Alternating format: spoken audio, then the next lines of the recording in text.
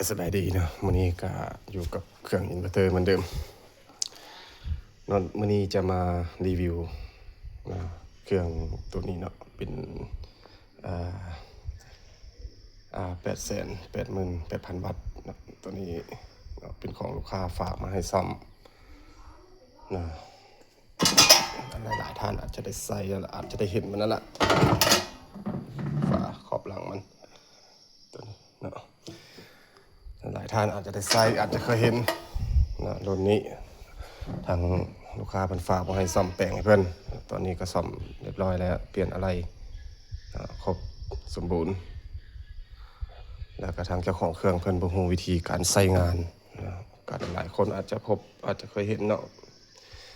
อาจจะบ่ฮู้วิธีการใช้งานนะว่ามันเป็น2สวิตช์เนี่ย2ปุ่มอยู่นี่เนาะแล้ว2 VR ตัวนี้เนาะ2อันจะใส่แบบใดเด้แล้วอันใดแม่นอันใดนะบางคนก็อ่านภาษาจีนบ่ได้เนาะทางพวกข้าพเจ้านึกอ่านบ่ได้ดอกนะแต่เบิ่งในระบบของมันโหเนาะหลายคนอาจจะว่าสวิตช์นี้เป็นอันนั้นอันนี้เนาะก็แล้วแต่เนาะแต่ว่าทางที่จริงของมันเนาะสวิตช์ตัวนี้เป็นตัวกระตุกสวิตช์ตัวนี้เป็นตัวกระตุกสวิตช์ตัวนี้เป็นตัวโลไฮเนาะและข้าง VR ตัวนี้เป็นโลไฮและตัวนี้เนาะเป็นVR หรือวอลลุ่มเร่งกระตุกความถี่ของมันนั่นคือวิธีการใช้เนาะก็อาจจะหลายท่านเนาะที่บ่เข้าใจแต่นะครับเจ้าก็เลยมาแนะนำวิธีการใช้ได้เพราะว่าทางเจ้าของเครื่องก็ถามมาเลยจะตอบให้เลยเนาะในนี้เนาะระบบนี้มันพวกสวิตชิ่งเนาะเป็นตัวนี้เป็น2ระบบนะทางในมันจะมี2บอร์ดสูตรไดเวอร์การทำงานของมันตัวนี้เนาะเป็นบอร์ดเรียง MOSFET เนาะมาเรียง MOSFET บอร์ดนี้มาเรียงACR ของมันเนาะหรือว่าเป็นตัวกระตุกเนาะบ่แม่นเรียง ACR มันบ่มีบอร์ดเรียงในตัวนี้เนาะตัวนี้เป็นตัวกระตุกบางวงจรมันจะเข้าในแผ่นเดียวกันไว้แต่ว่าตัวนี้เขาสร้างคนละบอร์ดมาประกอบกันไว้เนาะคือเนื่องจาก IC เบอร์55เนาะกระตุกอย่างเดียว IC เบอร์นะตัวนี้3525เนาะวิธีการใช้งานของมันก็คือตัวนี้เป็นสวิตช์กระตุก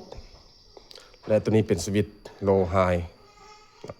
ถ้าเราจะบ่ให้มันกระตุกปิดนี่ไว้เนาะปิดนั่นไว้ตัวนี้บ่มีความหมายถ้าปิดแล้วนี่นำตัวนึงเนาะตัวนี้เพราะว่าทางเจ้าของเครื่องมันเฮ็ดถึกน้ำนะ VR อาจจะเสียแต่ก็ใช้งานได้เฉพาะตัวนี้แล้วกดสวิตช์มันจะบอกกระตุกตัวนี้กดลงหรือกดขึ้นก็จะมีผลกับตัวนี้ถ้าตัวนี้บ่เร่งขึ้นมันก็จะบ่ขึ้นคือกันความแรงเสียงจะต่างกันนะนี่คือความแรงของมันเนาะอย่าว่าเรื่องของความแรงโลกับไฮเนาะถ้ากดสวิตช์ตัวนี้จะเป็นไฮขึ้นสวิตช์เป็นสิต่างกันกดขึ้นจะเป็นโลนะกดลงจะเป็นไฮตัวนี้นะเสียงจะต่างกันแต่ว่าตัวมีผลกดขึ้นหรือกดลงตัวนี้เร่งมีผลจะกดขึ้นกับ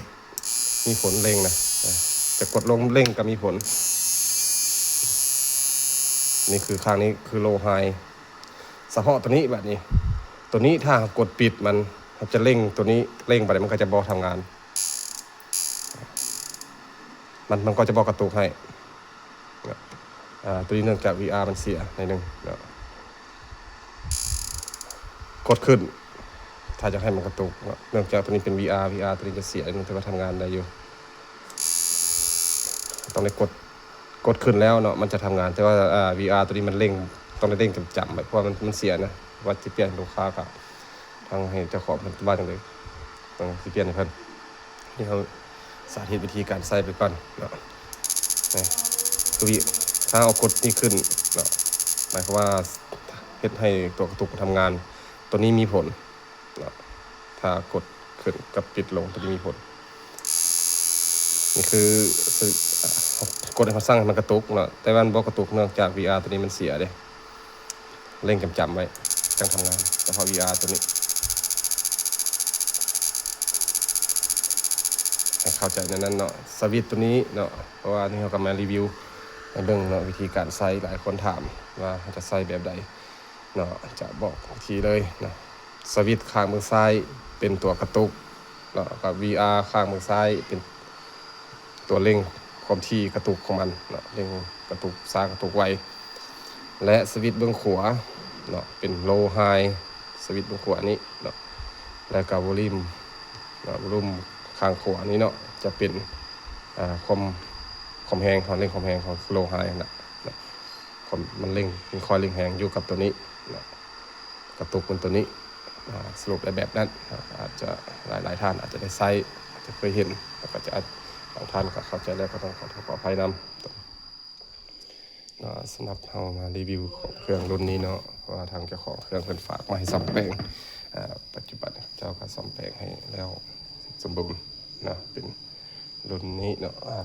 8,800,000 วัตต์VA นะเขียนมาข้อนี้ก็ถือว่าขอมาขอบใจ